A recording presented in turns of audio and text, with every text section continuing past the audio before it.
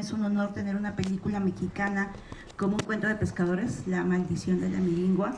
Es una película que ha tenido un recorrido muy importante a nivel internacional, que como ustedes saben, uno de los festivales más importantes de cine de terror, que es el Festival Sitges, Cuento de Pescadores fue su primera presentación a nivel mundial. Pues me da mucho gusto presentarles al director Edgar Nito, y si nos puedes ir presentando tu equipo, por favor. Hola, ¿qué tal? Buenas tardes, muchas gracias por acompañarnos. Yo soy Edgar Nito, soy director. Por aquí está Renata Vaca, José Meléndez, Daniela Momo, Carlos Aguiluz no es actor, los demás son actores, por eso solo dije su nombre, pero Carlos Aguiluz es el productor. Rubí Vizcarra, Andrés Delgado, Vivi Godínez y Alejandro Herrera.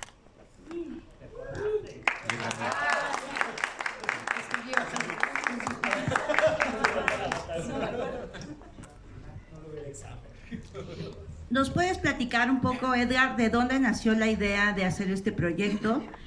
Sobre todo el productor que nos está acompañando, que nos pueda decir cuáles fueron los problemas más, cuáles fueron las dificultades de filmar en Michoacán, sobre todo que muchas de las partes de la película sucedieron cerca del lago. Entonces, si nos puedes platicar un poco de dónde viene la idea y cómo fue el proceso de filmación en el lugar. Claro. Yo conocí la leyenda de la Milingua a partir de que estaba hospedado en Junué, en una de las islas del lago de Pátzcuaro. Estaba hospedado junto con Alfredo Mendoza, que es el coescritor de esta película, y estábamos escribiendo otro proyecto.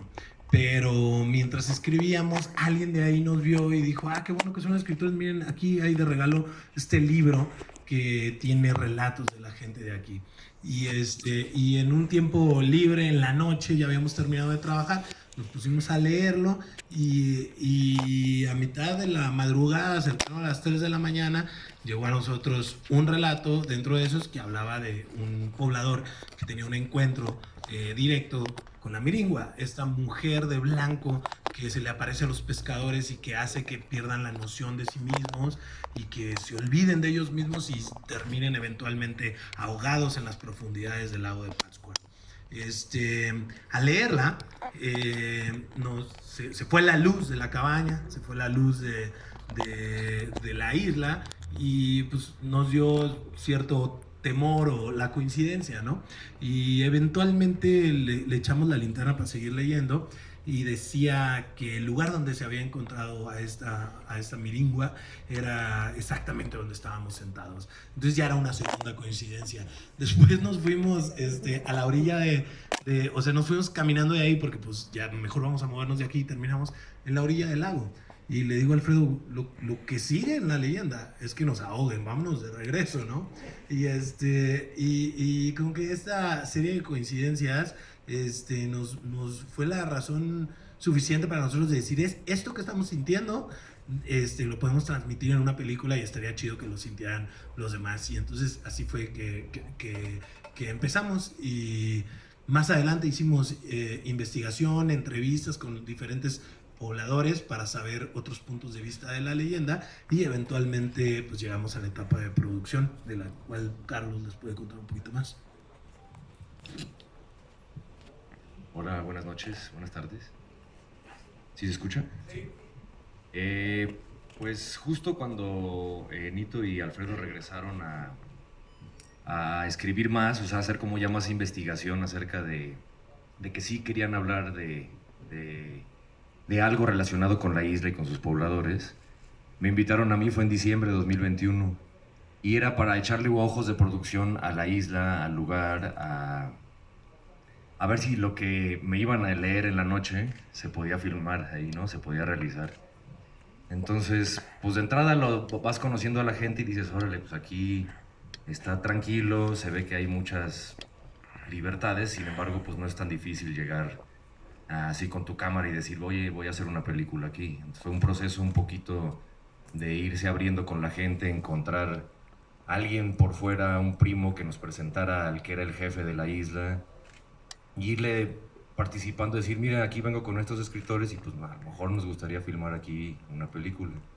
Y entonces ellos solitos decían, ah, eso estaría bueno, y entonces le platicaban a otro, y entonces así como fuimos comunicándonos con todos los pobladores isla por isla. Eso fue como nada más para poder llegar y decir, vamos aquí a seguir escribiendo y pensar en hacer una película. Ya los detalles ya de la filmación y todo, pues yo creo que cada persona que participó ahí los vivió de alguna manera. La naturaleza también nos puso unas regañadas varias veces que estábamos adentro del lago. Algunos actores lo padecieron, pero pues la mayoría del crew, el equipo de iluminación, la cámara, el mismo director, pues estaban adentro del lago durante a veces 4 o 5 horas. Y que el viento y todo eso, entonces a pesar de que es un ambiente noble para filmar por su gente, la misma naturaleza también te dice, bueno, cuándo tienes que parar, o te reta para decir, bueno, yo voy a seguir, ¿no? Y voy a terminar. Entonces, entre algunas anécdotas, pues son esas, ¿no? La del inicio y la de la naturaleza. Si tienen alguna pregunta pueden levantar la mano. Sin embargo, tengo otra pregunta. Si alguien nos puede platicar un poco el proceso de selección, cómo fueron escogidos cada uno de estos actores. Si nos puedes ayudar un poco, Edgar, a explicarnos cómo es que se involucraron y si ellos tienen de alguna forma alguna experiencia pues rara, paranormal que tuvieran durante la filmación. Ok, bueno, es un poco extenso porque digamos, la particularidad de cada uno pues es diferente, todos son seres humanos bien padres que he tenido la oportunidad de conocer en mi vida, algunos antes, algunos después y de diferentes maneras, pero algo padre, por ejemplo, del proceso de selección actoral de esta película, que es una película muy particular porque no tiene un protagonista, tiene muchos protagonistas y está contada a partir de diferentes puntos de vista. Entonces, eso nos dio la libertad de tener a mucha gente muy importante, tanto en la escena pues de actuación mexicana como en la vida para mí, la verdad.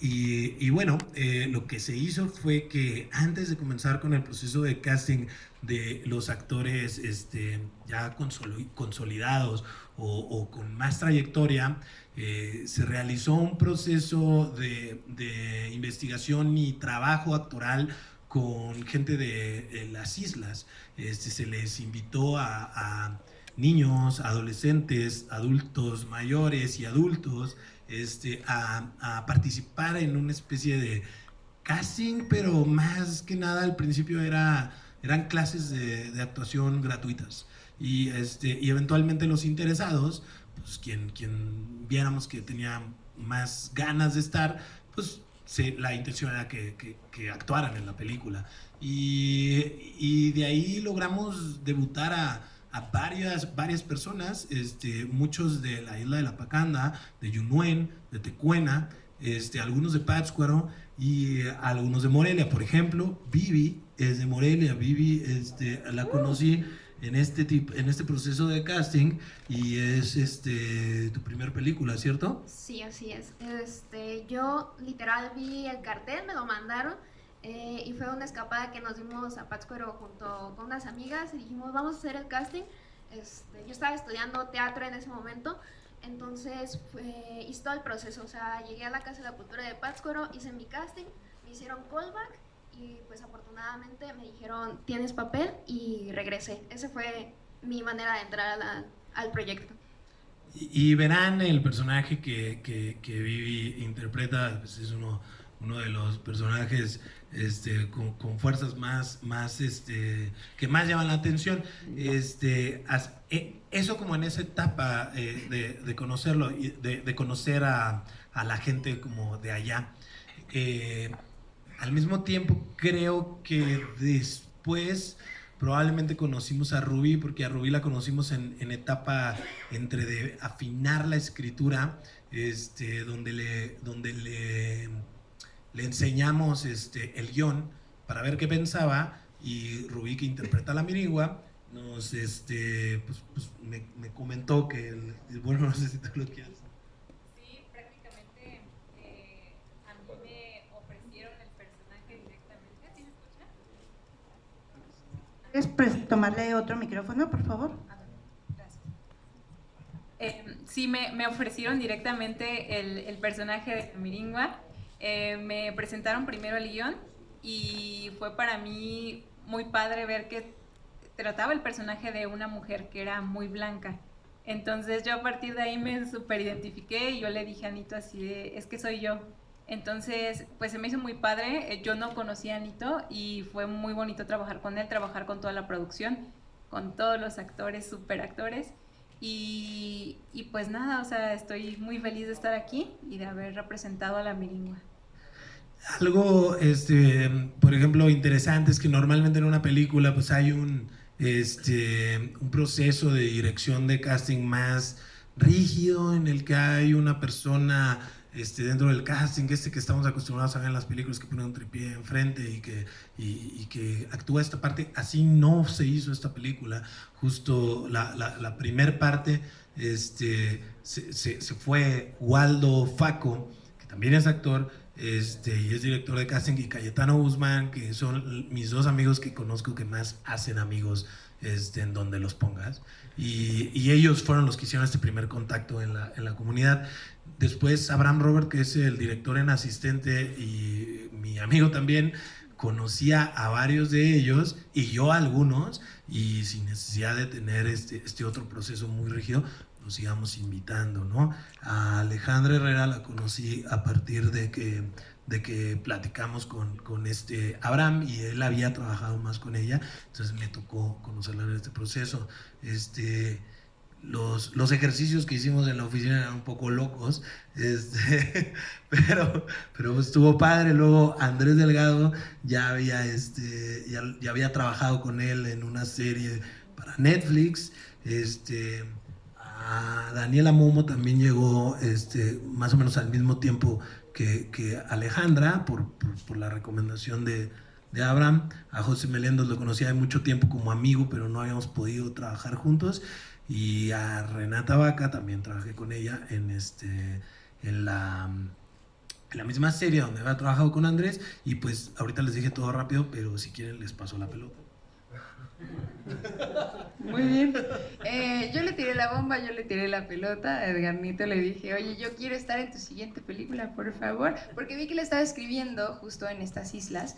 Y entonces, o sea, como que puso eso, ¿no? Como aquí en el proceso de escritura. Y le dije, yo me muero de ganas de volver a trabajar contigo, por favor. Dame la oportunidad, aunque sea de hacerme un casting.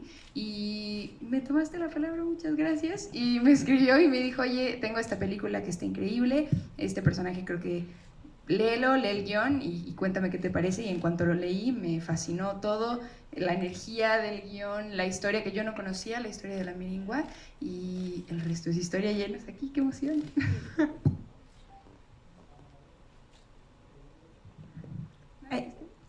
Buenas tardes. Sí, fue un proceso pues, bastante breve, siento, bueno, no sé, de parte del casting. Digo, a mí me hablaste y me invitaste. Ya lo demás fue preparación, que eso ya es otra pregunta y otra historia, que creo que es donde realmente estaba el reto, ¿no? Encontrar, creo que, a un ensamble de actores que estuvieran dispuestos a prepararse y a entrar en esa dinámica. Y creo que la energía que permea esta película, aunque es una película de terror, es algo que yo aprendí en la isla y que sentí en la isla, y que es la generosidad absoluta del pueblo mexicano, de los pobladores, cómo reparten hasta lo que no tienen. Es impresionante, ¿no? La nobleza del mexicano. Y para mí pasa mucho en los proyectos que se permean del corazón del director, que todo el mundo entre en la vibración del director. Y para mí era un claro ejemplo de cómo trabajó Nito en esta película, ¿no? Con una entrega absoluta y con una pues sí, con una dirección, una tenacidad y una terquedad como se necesita para hacer cine, sobre todo en un país como México.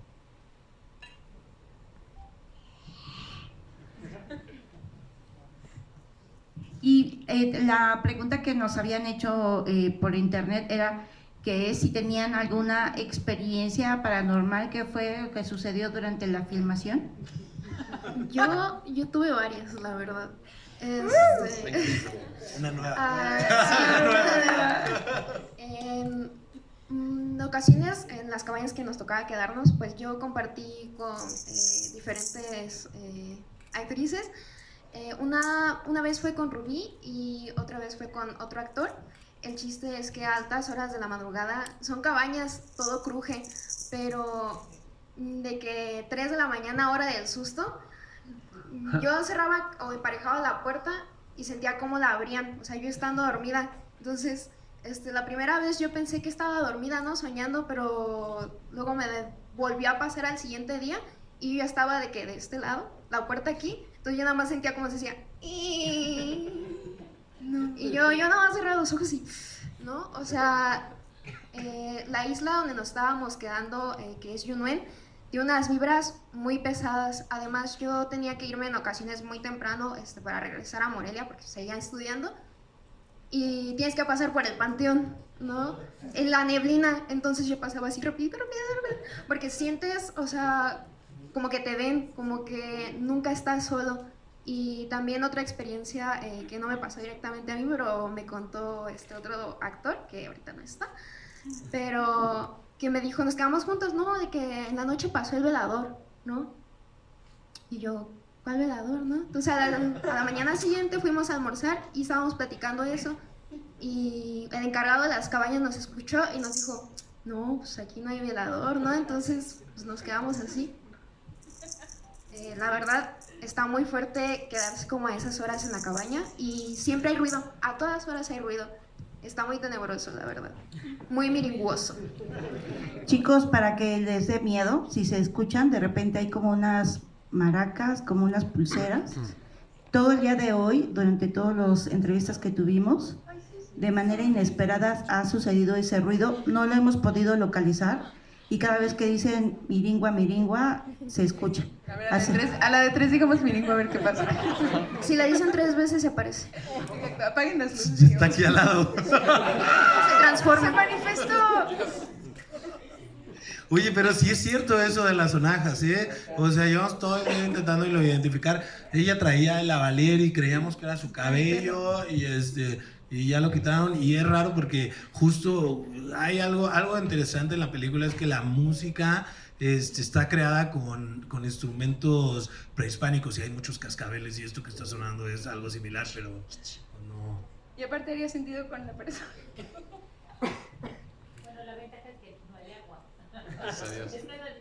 Aunque nosotros conocíamos la leyenda hasta cierto punto, pero ya que subieron el tráiler en las plataformas de los cines, me di cuenta que mucha más gente de la que creíamos conoce la leyenda. Y algunos comentan también que también se va al Pal Cerro. Así es que podría estar la versión seca de la Viringua.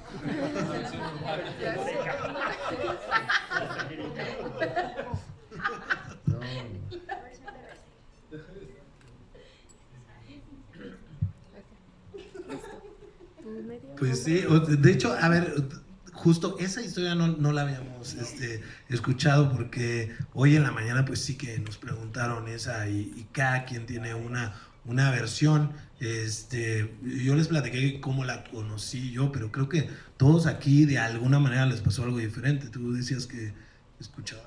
Sí, en la madrugada, en las cabañas justo de las que está hablando Vivi. Bueno, cada quien tenía una diferente.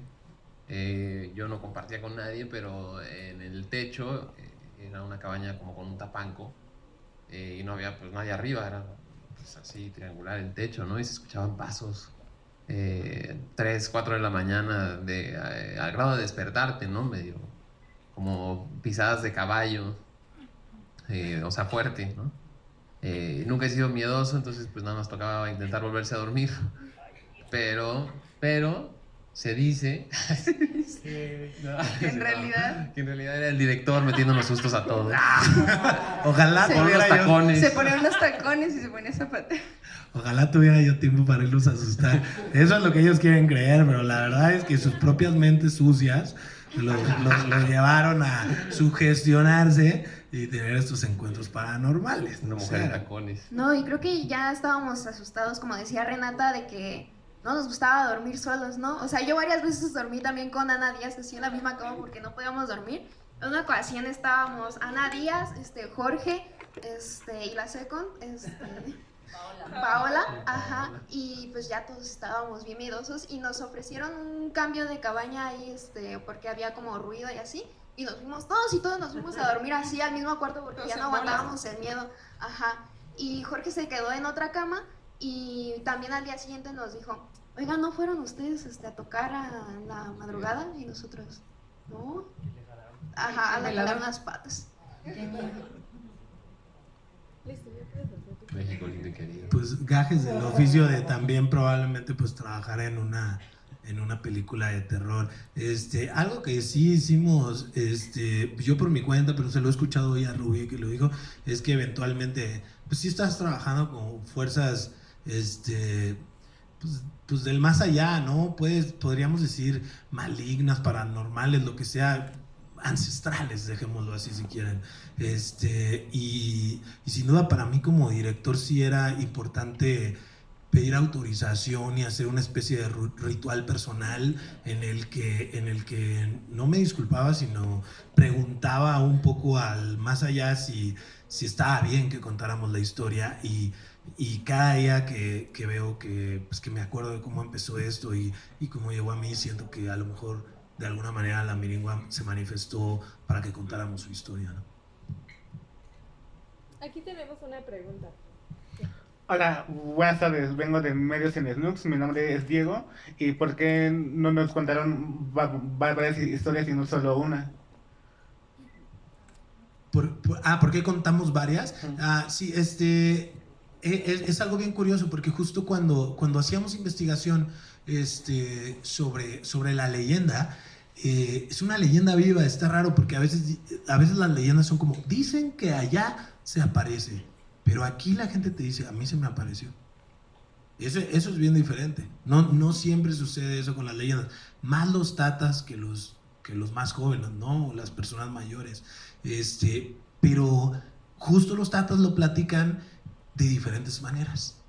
Algunos encontraron a esta mujer blanca, algunos encontraron a una mujer de blanco, algunos el puro viento los llevó, algunos encontraron flores blancas, y así hay diferentes versiones de cómo tuvieron un encuentro directo con la Miringua, lo cual está interesante porque la Miringua quiere decir olvido en purépecha, y esta película trata de personajes que se olvidan de sí mismos y que arrastran sus culpas al grado que tienen que pagarlo de las garras de esta ser mitológico que metafóricamente se los lleva a las profundidades del lago. Es una especie como de parca que cobra justicia, ¿no? Que hace pagar.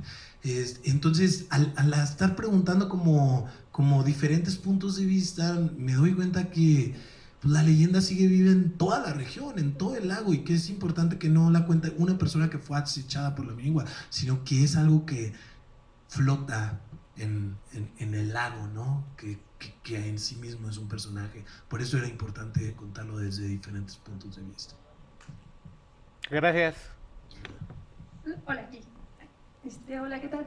Oye, ¿a qué retos tú te enfrentaste y cómo entrelazas tu guión con las historias del pueblo, si bien con las raíces que estos tienen? No sé, y también me gustaría saber si aprendieron las danzas que todas estas regiones lo manifestas en la película, lo vemos, pero ¿cómo entrelazas esto y si los actores también aprendieron un poquito acerca de estas danzas? Pues la manera de como entrelazar la realidad de las historias que nos contaban y el guión, esa manera está inspirado en cómo se crean las leyendas. La tradición oral de la leyenda es muy libre. Es decir, una leyenda funciona a partir de cómo te la cuentan, qué te llamó la atención y recuerdas, y la próxima vez que tú la cuentas, lo que te acuerdas es que te contaron, más lo que crees que te contaron y lo que le pones de tu cosecha. Así se siguen dando de boca en boca. Y así es como se construye Cuento de Pescadores, con esa libertad de la tradición oral, en la que se usan cosas que escuchamos, pero también le vamos agregando un poquito de cada uno de nosotros para que quede contada así, ¿no?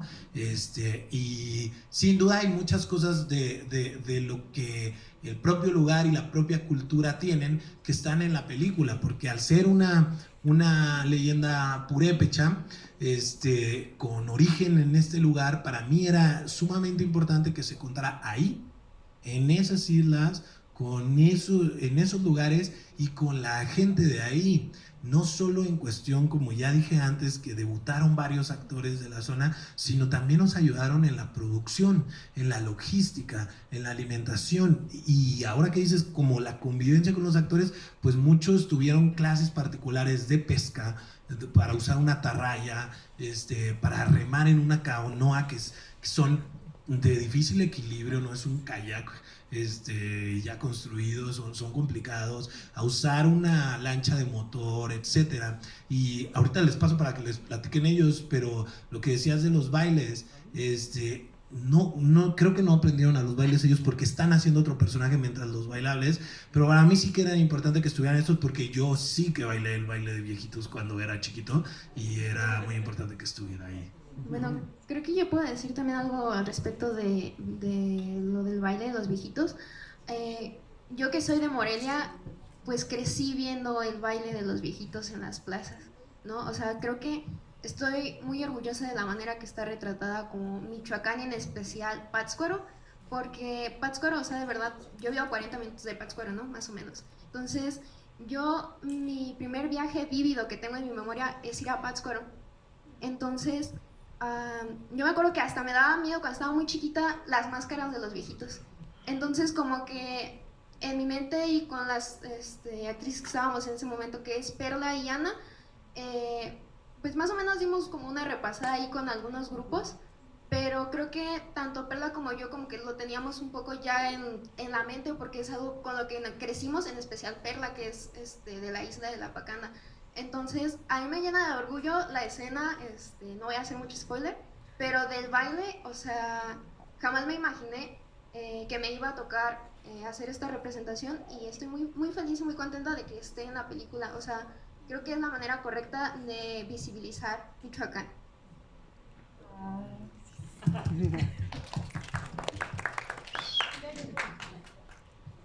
Hola, ¿qué tal? Buenas tardes, César de La Última Escena. Primero quisiera felicitarlos a todos por la realización de esta película, y segundo, quisiera preguntarle al director, pero si algún miembro del elenco gusta responder, pues bienvenido.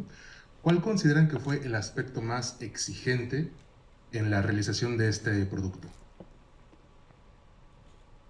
Pues igual sí estaría bueno que te respondieran ellos, porque yo como director, pues claro, hacer una película es una locura, es muy difícil, etc, pero creo que quien lo vive en carne propia son ellos, entonces... Bueno, para mí fueron las escenas abajo del agua. O sea, evidentemente tuvimos clases de apnea, ¿no? Entonces nadábamos y todo en la práctica fue divertido. E incluso yo me sentía como avanzando rápidamente, ¿no? O sea, como en cada que practicábamos, ¿no? El tiempo bajo y eso. Pero a la hora de hacer las escenas ya abajo del agua, pues los nervios, eso te juegan en contra un poco. El agua, o sea, grabamos en un cenote, entonces el agua estaba fría.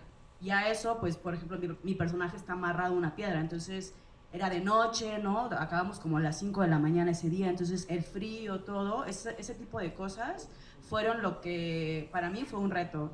Y más que nada porque pues uno tiene como las ganas de hacerlo y todo, pero pues hay una realidad, o sea, tienes frío, ¿no? O sea, y por más que, o sea, el equipo nos cuidó porque pues estaban los paramédicos y todo, pero pues sí había como una cosa ahí de ansiedad, ¿no? O sea, y bueno, con Ale, que es mi compañera, como que, bueno, yo lo sufrí un poco, no sé tú, ese día del llamado yo me la pasé llorando así, súper nerviosa, porque había una parte de mí que me decía no, y había otra que decía sí, hazlo, y bueno, esa por una parte, y otra para mí fue descamar pescados, porque yo en ese entonces yo era vegana, entonces me acuerdo que cuando empecé a hacer, cuando tuve mi primera clase de descamar, o sea, evidentemente había leído el guión y evidentemente yo sabía que iba a descamar pescados, pero como ya verlo ahí, aparte los acababan de pescar, me los llevaron vivos, entonces agarrarlos, la verdad es que esa vez también lloré, bueno, yo lloro por todo, entonces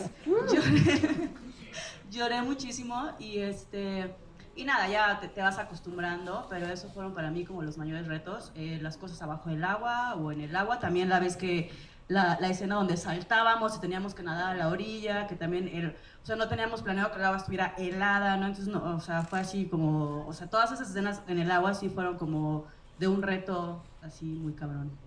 Eso.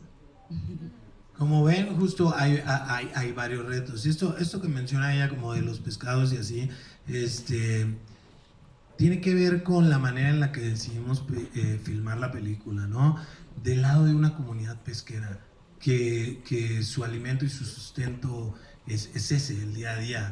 Y ellos tomaron clases de eso con ellos. Entonces, sí hay un toque de realismo ahí directo con el oficio de pescar, ¿no? Y pues claro, es un tema complejo, ¿no? Hola, ¿qué tal? Pablo Dueñas de Cinéfilo Bancarrete. Primero que nada quiero felicitaros por la película. Voy a decir eso, es la cuarta vez que la veo. La primera vez fue en el Festival Mórbido aquí en Ciudad de México. La vi una función y cuando terminé de verla quedé tan maravillado, tan impresionado. Cómo está contada la historia, decidí verla una segunda vez ese mismo día. La pude ver hace poco y hoy me quedó claro y quiero preguntar justamente esto. La película habla sobre el deseo, habla sobre lo prohibido, habla sobre el miedo y sobre todo el olvido con tantos personajes y con tantos relatos. Quiero preguntar al director y escritor, ¿cómo fue el buscar la conexión no solo con la tierra, con el mar, sino también con lo que pasa en la historia? ¿Y cómo fue planear ponerlo desde el libreto hasta el día de rodaje? Y esa pregunta si pudiera contestarla a todos. Justamente todos estos relatos, todas estas vivencias que han pasado, ¿cómo creen que la propia Miningua, si pudiera ver esta película, cómo se sentiría? ¿Si orgullosa? ¿Si pensaría esto más o menos? Más bien, ¿cómo creen que se sentiría la Miningua al ver esta película? Dice que ya la vio. Miningua, ¿cómo se siente? Orgullosa, muy orgullosa. Felicidades a todos, lo hicieron muy bien. Pues son varias cosillas, voy a intentar como hacer lo más breve posible. Pero sí, tienes razón, la lectura creo que es muy correcta. Es una película de terror, es una película de una criatura ancestral, de un monstruo, de una bestia, como lo quieras llamar, de una mujer encantada, de un lago encantado, pero sobre todo es una película de seres humanos que eventualmente sus pasiones exacerbadas los llevan a cometer pecados de los cuales tienen que ellos mismos pagar las consecuencias.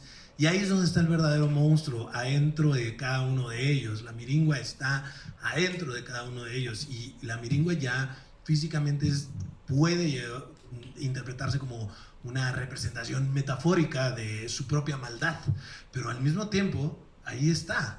Entonces se juega con esta ambigüedad y la verdad es que creo que eso está también padre de la exploración, porque si no existiera como tal, se sigue contando y cambia, ¿no? No es solo el terror por terror, ¿no? Hay varias cosas en nosotros que motivan el terror. Creo que eso es parte de la diferencia de esta película de terror. Y pues de lo demás, ¿qué diría la Miningua?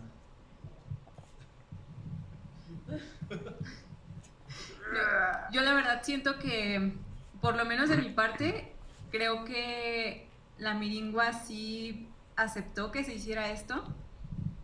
Yo no sé qué traía cada uno de ellos en su cabeza, porque yo no creo que la Miningua los haya asustado. Yo siento que fue lo que cada uno traía, porque a mí nunca me asustaron. Entonces, una de dos, o sea, o fue porque ellos sí estaban, o sea, tenían algo ya en su ser, o simplemente porque Miringua no asusta Miringua.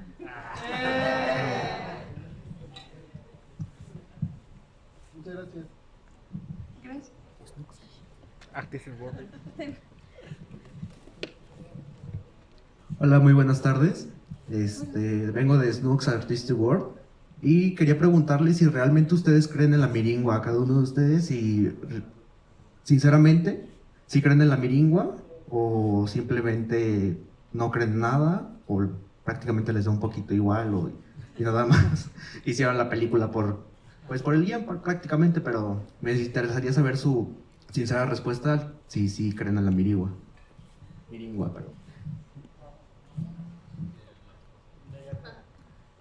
Hola.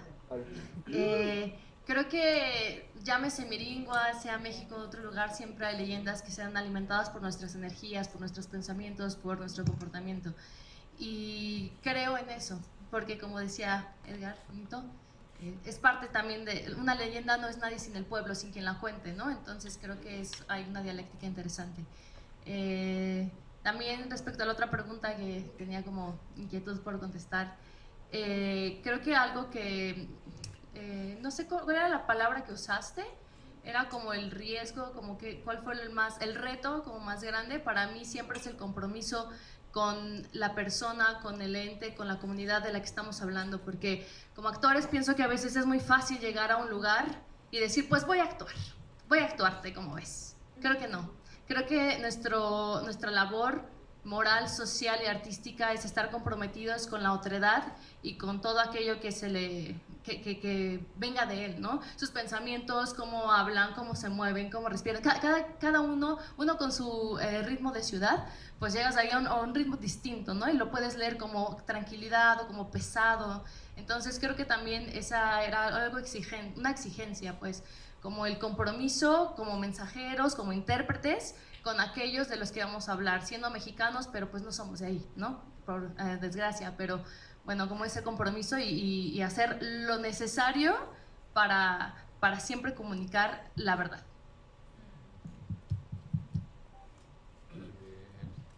A ver,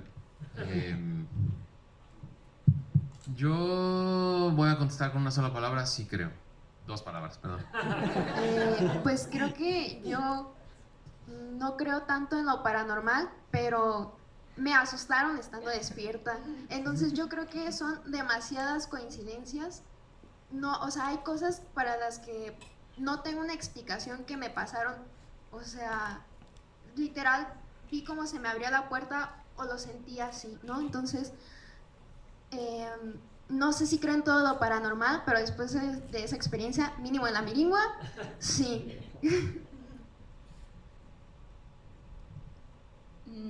Yo la verdad, bueno, nunca me ha pasado como algo así paranormal, pero al escuchar que las personas de la isla sí veían a la miringua, de repente niños me decían así de, ay, yo la he visto. Entonces, no sé, o sea, de verdad sí siento que hay algo, no sé qué sea exactamente, pero pues la verdad que sí creo, aunque no la haya visto, yo sí creo.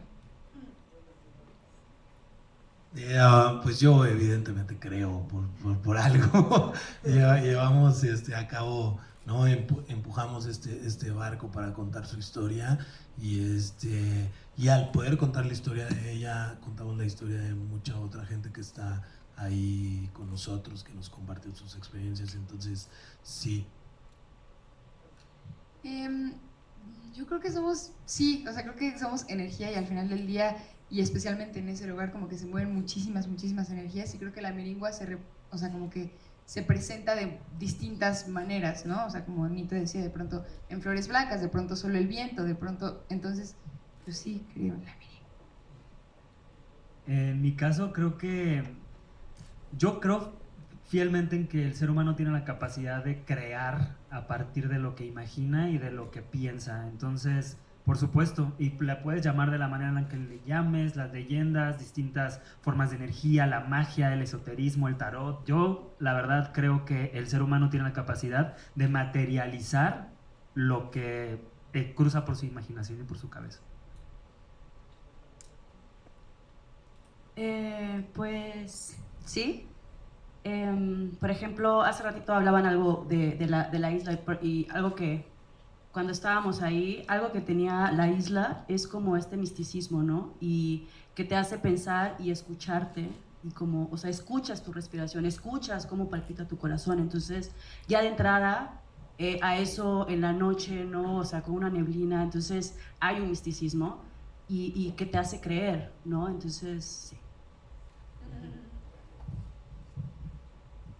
Bueno, yo creo que partiendo de la película misma y de las historias que se desenvuelven, cuando tú te ves reflejado en esas historias, en esa traición o en ese enojo, y ves cómo ese personaje se le olvida y tú dices, ay güey, a mí me ha pasado eso, entonces todos hemos estado un poco enmiringuados en algún momento. Entonces, el hecho de que la película lo refleje, que me lo refleje a mí personalmente, ya habla de que es verdadero, ¿no? De que eso perfectamente puede pasar. Y pues espero que a los que la vean y que les guste, pues que tengan esta misma sensación que tengo de verme reflejado en las historias y en los personajes.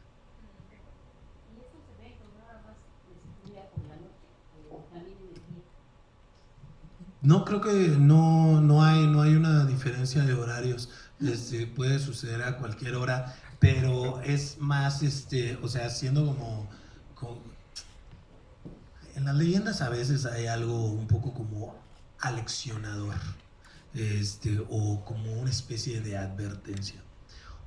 Una cosa que es común cada vez que cuentan la leyenda es que hay veces que están muy tomados. Y eventualmente se exponen. O sea, si queremos como darle una explicación lógica, pues seguramente el cuento está diseñado para limitar los excesos y que se cuiden y que no pase nada. Los excesos pueden pasar de día y de noche, pero sin duda mucha gente bebe más de noche.